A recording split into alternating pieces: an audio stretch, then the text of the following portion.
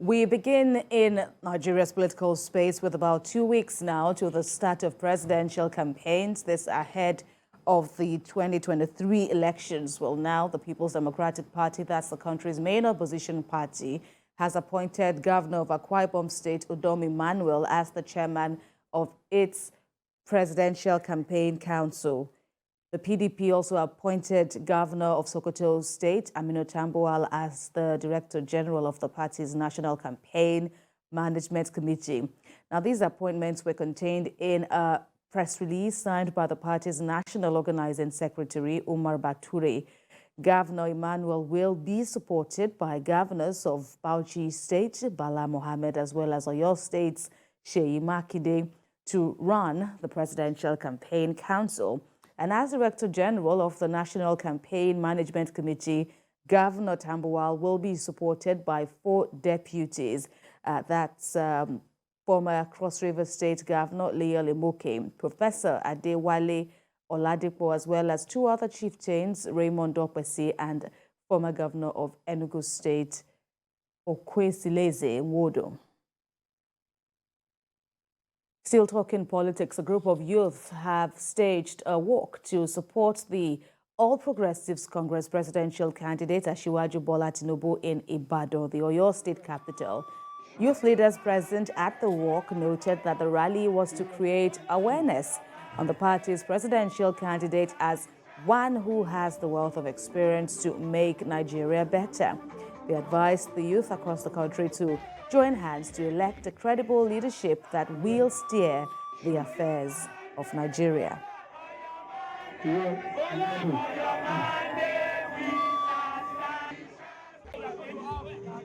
A walk for people to know that we have a leader that is capable, a selfless one, a man that is ready to transform Nigeria. That is the reason why we youth of this nation, of this state, gathered here today.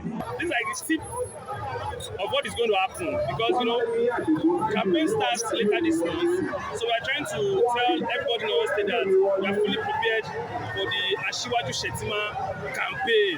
Well, I just hope that we won't make another mistake. We made it during the time of Chief Obafemi Awolowo. We also did it during the time of Senator Abiola. Those who attacked the best president Nigeria never had. This is another chance for us to come back on track, and I believe that Nigeria will make the right choice.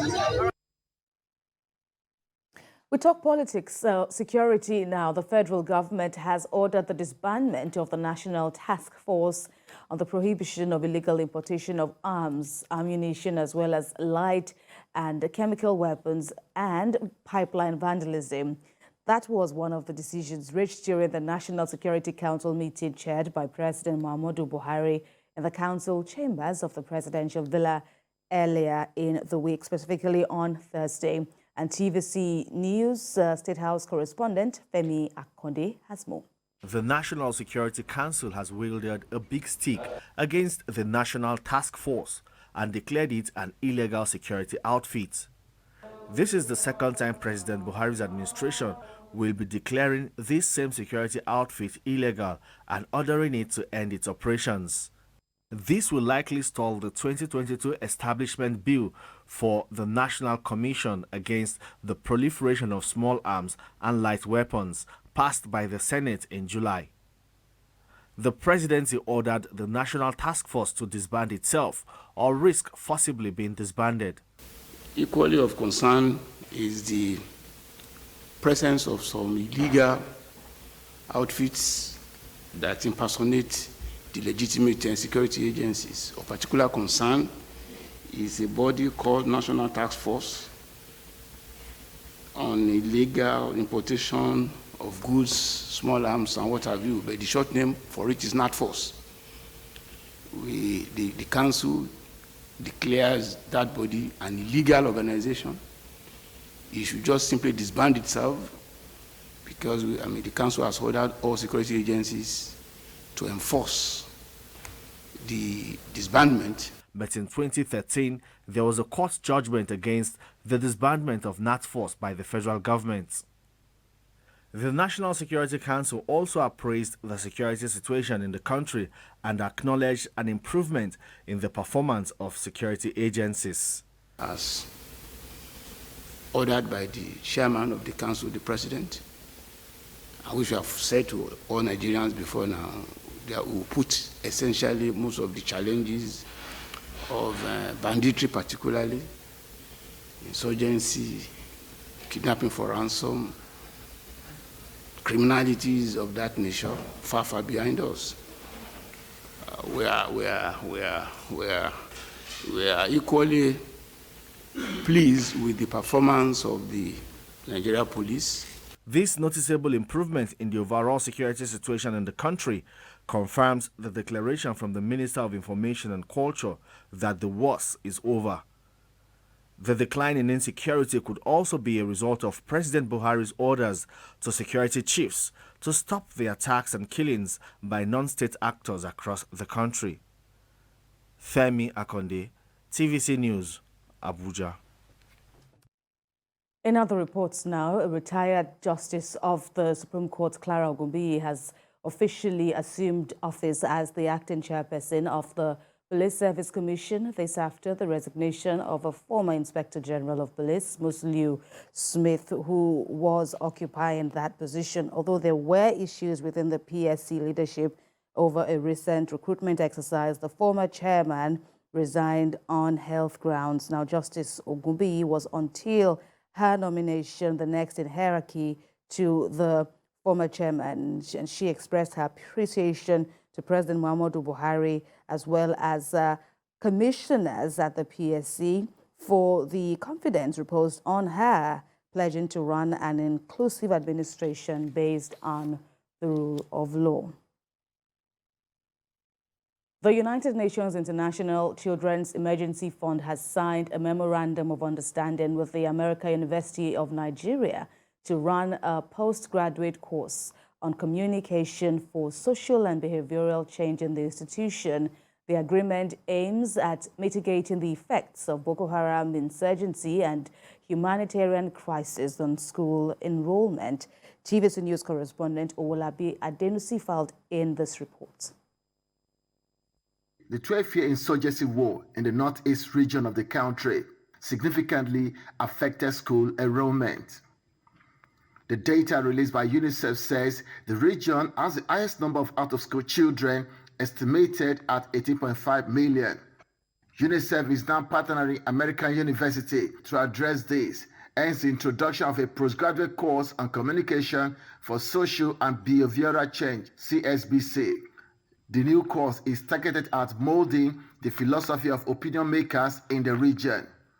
Chief Field Operation Officer, UNICEF, Nigeria Country Office, Opio Nixon, expresses delight over the partnership. As the MOU states, there are some cultural practices in northeastern Nigeria that impact on child rights and depriving children of various rights. This is a major issue, and the new program can support people to advocate for change. Some parents feel that a child should not go to school. And it begins from trying to understand, why is this parent not feeling comfortable? In his speech, the President, American University in Nigeria, AUN, Professor Attar Yusuf, says the new study is aimed at bridging the gap between communication for development, CD4, and human capacity in Nigeria. It is important for us to understand the changes that are happening and try to develop mechanisms, a body of knowledge that will deal with these changes for the benefit of society. Also, in the opening remarks, Dean Jacob Udo gave insight into the significance of the partnership between UNICEF and the university. Work again with UNICEF, but this is open to anybody to apply, and not just within Nigeria, because we'll be working closely with the NUC. Over 120 students affected by the Russia-Ukrainian war have been enrolled in the institution in pursuit of their academic career. UNICEF says it will continue to partner with both public and private institutions across the nation's region to address the out-of-school children menace and health-related issues, as well as humanitarian crises, in line with its core mandate.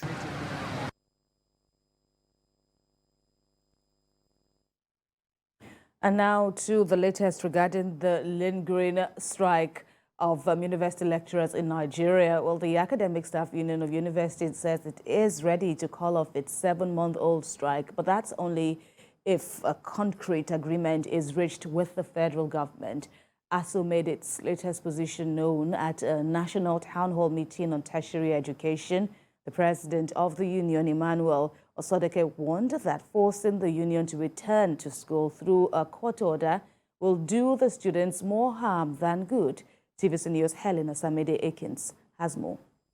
For 7 months, the classrooms of some Nigerian universities have remained under lock and key. Several efforts to resolve the crisis between the federal government and the union has proven abortive. The latest move by the federal government is to drag the union to the industrial courts, seeking that they call off the strike. But the union is adamant and insists this decision is a wrong step, as it will only worsen the situation. Recently, they went on air to lie again. The ASUU demanded for 1.1 trillion. The union is firm about its decision not to return to the classrooms unless the federal government gives the union concrete evidence to hold on to. How many of those lecturers are going to use their mind and will to teach courses the way they should teach them? Just ask yourself that question. How many? They will go back to school. Who will lose? This country will lose. So instead of resolving issue, you are going to court. So those basically are the issues, and our appeal that we are willing to call off this strike any day, even tomorrow. But we have to have something concrete that we can come back with. I would expect the authorities at the Ministry of Education, precisely the minister who is holding forth for the president, because he said so, to pick up the gauntlet and now be forthcoming. We expect that to see that this negotiation comes to a quick end, because ASUU has stated it clearly before the very public that once government is able to come up with something concrete, that they are willing to end the strike. This National Town Hall meeting on tertiary education in Nigeria is organized by the Safe Public Education Campaign Nigeria to take stock of the ongoing strike. Despite extending an invitation to government representatives, only the Federal Ministry of Education was present at the event. The union wants parents and students to appeal to the government to do the needful for the strike to be totally called off, rather than constantly attacking its members. Helen Osamide Akins, TVC News, Abuja.